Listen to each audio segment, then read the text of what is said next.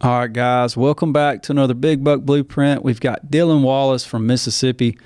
This one hits home. I grew up in Mississippi. It's really hard to take a mature deer in Mississippi. 163 inches. Cannot wait to get into this one. This podcast is brought to you by Antler Rings. We appreciate them for being a partner. Let's go ahead and get into this one. Come on, I mean, you think of that. I mean, that's what you think of.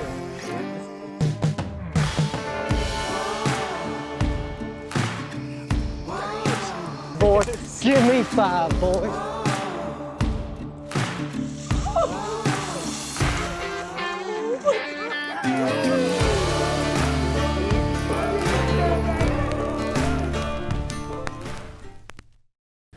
All right, Dylan, thanks for coming on today. Got a big one we're going to talk about, South Mississippi. So tell us a little bit about who you are, Dylan.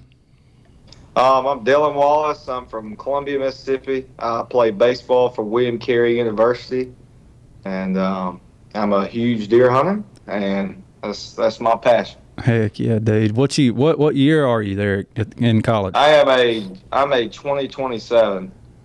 2027. So you still got a couple more years. What you gonna be when you get out? I'm majoring in business management. And I'm doing something in construction. That's what I want to do. Actually, surprisingly, that's where I started out, was in construction. I got a business degree, and I still don't know what I want to do. Honestly, I feel like a degree. Looking back on it, I'm glad I got it. I don't know how I got it, but if I had to go and redo it, I seriously would probably just get a 2-year associate's degree or something, and in some sort of trade. That's just, you can make a lot of money, but having a degree like that will help you excel once you get on those older, years of age, and you can kind of become those, higher up positions. But I hope you can knock it out, get it done. That's awesome. You're playing baseball. It's an awesome dream I know of your probably young childhood. But so let's get into this thing though. So you're an archery hunter, almost obviously. You took this deer during the Mississippi velvet season, which is archery only. Yes, sir. Which that season, that just started like the past couple years, correct? Yes, sir. That's about 2 to 3 years they started that season, which Alabama's behind on that. I don't know why. Tennessee has it. There's a lot of other states that have it. But that is a really unique way that you can take, a mature deer, as everybody knows.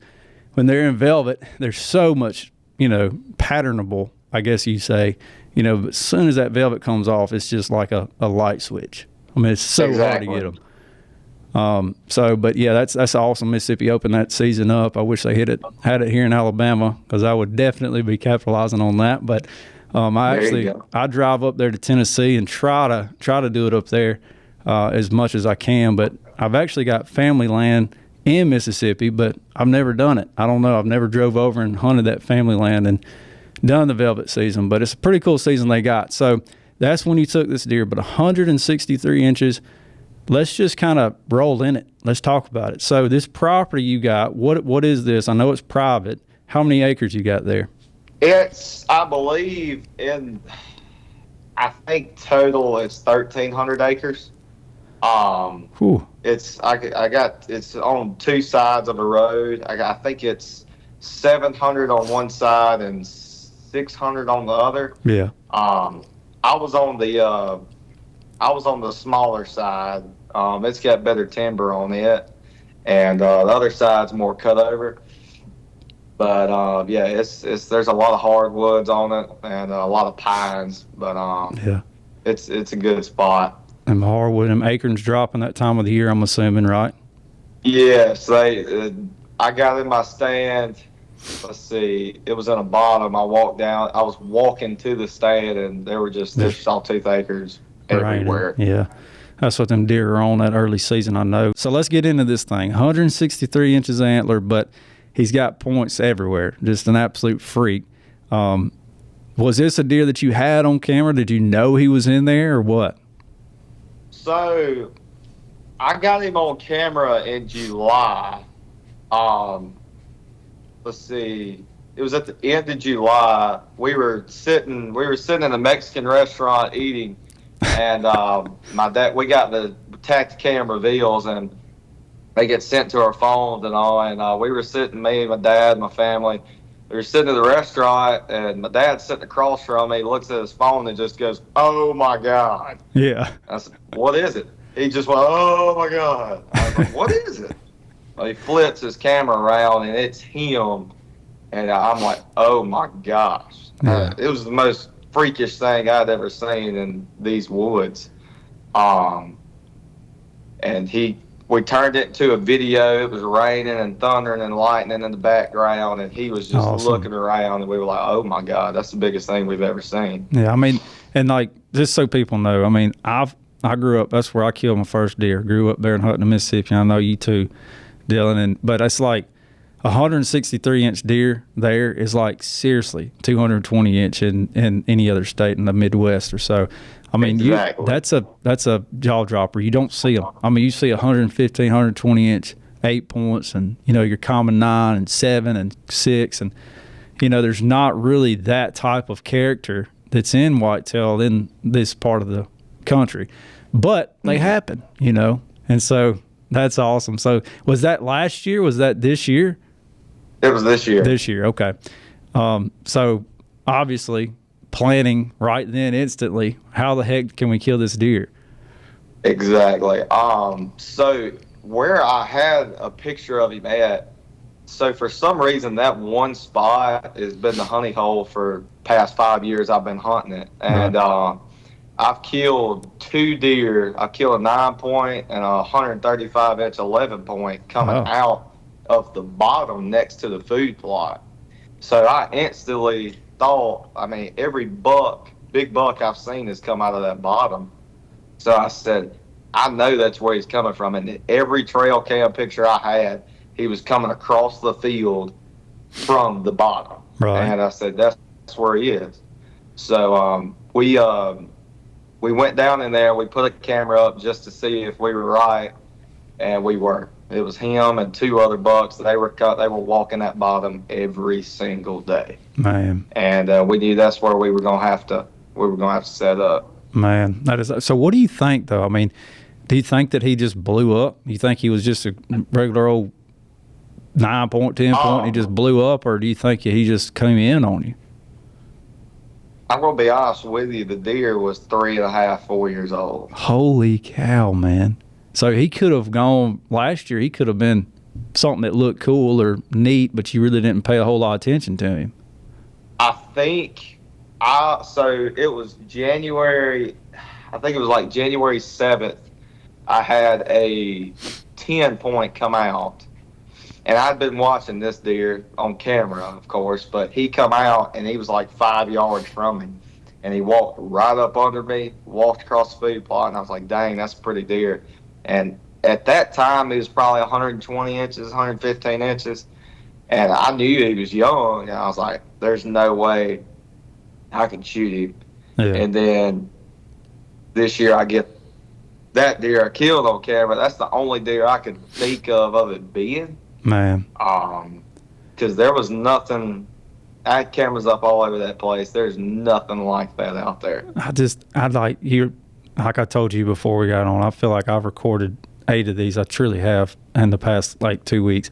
And it seems like just about half of them have been situations like this to where the deer, they're like, I don't know where it came from. Or I remember last year he was this and he grew up into this. Like they know he did, take this transition from this deer to this deer, like this size to that size. And it just shows you, like, let them go. If you let them go, you don't know what they're going to do. I mean, it could be a drought that season, or it could be no lack of food, no acorn crop, this or that, no whatever, you didn't plant a food plot, whatever. And then this season, whatever season he's in, it could just blow up. I mean, he could just go from this to that and grow on 40, 50 inches overnight. I mean, it's crazy. So that's a good rule of thumb, though, to keep in mind. Just if you let them go, they can be this. So obviously, Exactly. You got to get a stand up right there. What'd you end up putting up? Lock on, ladder, what?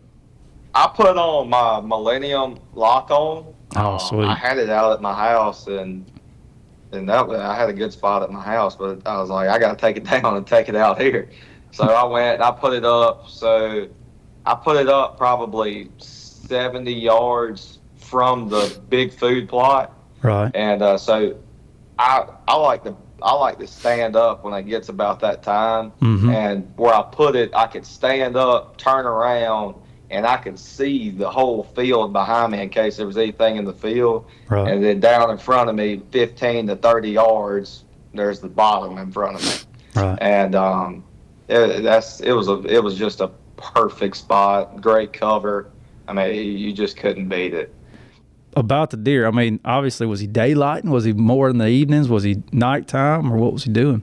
So, at first, in the food plot in the summer, I got him. It was nighttime. I got one daylight picture, but I mean, it was right at daylight. But when I got down in there at that bottom, it was about every 4 days I'd get him daylighting in there. Right. And I'd be sitting in class, my phone would buzz. I'd flip my phone over, and there he was sitting in the bottom right there. And when I shot him, so it was him and another buck that they were tight. They'd come in together every time. And let's see, they come out. I knew they were going to come in about 6:30.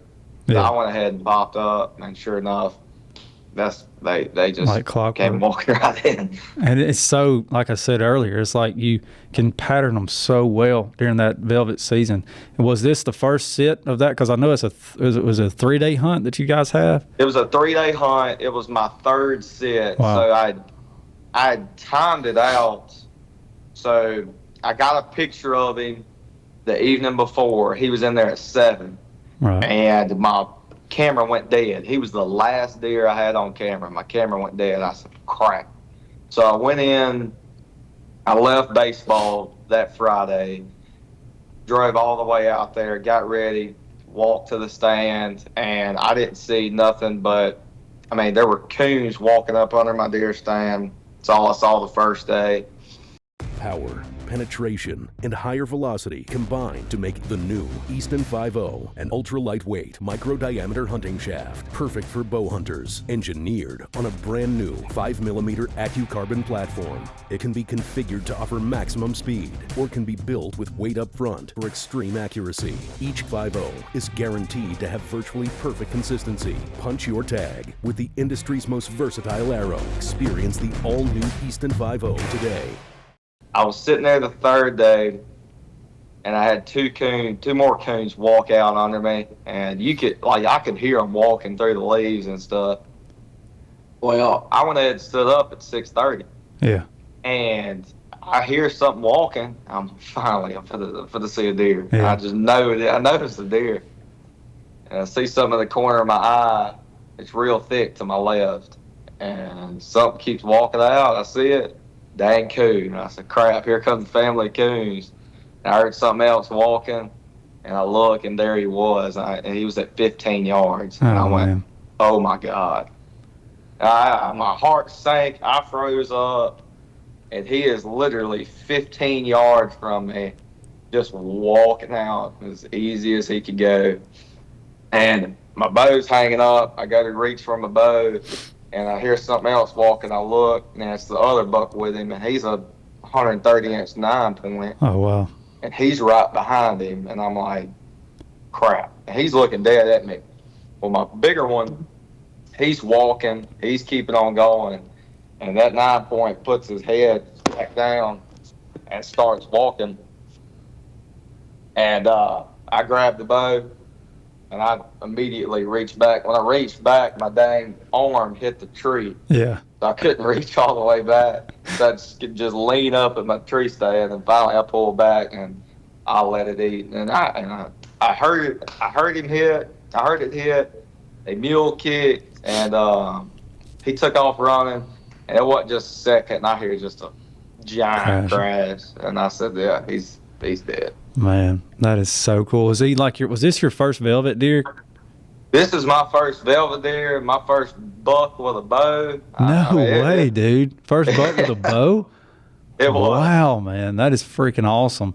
And again, with the regular season, with the way it opens, It just allows it to where you can't kill velvet deer. In other states, the season's open a little bit earlier and you can.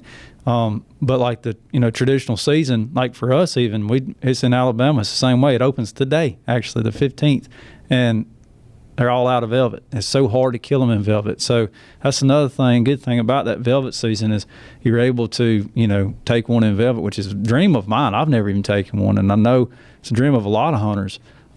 So you smacked him. How far did he go? Let's hear about the recovery. So I got down, and where I shot him, there was a good bit of blood. I said, okay, yeah, these smokes. Yeah. And my dad calls me because the deer walked by the trail camera, so he knew I was about to shoot. So he immediately called me. He said, "Please tell me you killed that deer." I said, "I got him." Yeah. So he drives out there. We get to looking around. There's good blood right where I shot him, and then it just kind of thins out. So we walked probably 15 yards, and we're like, "All right, let's not even chance it. We got a guy named Frog that we use that has good dogs, and we called him. He brought the dogs out, and I told before he got there, I said, "Daddy, I'll tell you, I think he's just right up here on this road." Yeah. And he said, "It might be, but let's not chance it." And I said, "Okay." So Frog gets there, he gets his dogs out, and sure enough, they take off. And as we're walking, trailing the dogs, there's more and more blood everywhere. We were like, he's dead. Yeah. And we got to him. He ran 80 yards, and we walked up to him, and Frog was the first one to him. Frog just went, "Oh my God!" Yeah, it was the biggest thing they had ever seen. Yeah, and we got up to it, and we were just astonished at how big he truly was. Yeah. He only ran 80 yards. Shot him with a Swacker broadhead. Yeah. It put a hole that big in him. God, that's awesome, man. I know that's freaking awesome. I think I used to have a friend named Frog. I think everybody in the South has a friend named Frog. I don't know what it is, but that's funny. I like that though. Yeah, and better to be safe and sorry on the dog, man. Because you get up and you push him. Get a dang dog. If you can. That is awesome, dude. That is freaking awesome. And obviously, that's probably your biggest buck, I'm assuming. He is my biggest. He is my second biggest whitetail. My biggest whitetail, Mississippi, for sure. Really, that is awesome, dude. Well, man, congrats. I don't know what else to say. That's a heck of a deer. It seems like the takeaway from this is just, you found out where he was. And as I said, patterning deer, during this time of the year, so, not say easy, but it is easier. It's something I want to take any of the hardness that you had of it. It was definitely challenging for you. I did not want to take that, but they are without a doubt. If you get from their point A to B in between it, you got them. That's where you got to get, and it sounds like that's what you did here. But man, congrats, dude. That is freaking awesome. Thank you so much. Yeah, dude. He was heck of a deer. Is there anything else you want to share? With the audience listening? Oh no, man! I've enjoyed this. This is awesome. I've always been a fan of Buckmaster, so this is really cool for me. Yeah, man. Of course, I love covering the South. I love covering, especially my home state. It means a lot to me, and seeing a deer like that and somebody be successful on it. That's what it's all about. So, congrats, dude. I'll let you get back to it. I know you got some class coming up, so I thank you thank you for taking a break in between, and I hope nothing but the best for you. Baseball career and you getting your business degree there. I hope you knock that out and do good with that in life. And you need anything from us, just holler. We're here. And you kill the next big one, holler at us. I'll do it. I appreciate it. Thank you guys so much. Yeah, Dylan, we appreciate you. That concludes it for another Big Buck Blueprint. We appreciate y'all for watching. Thank you, Dylan.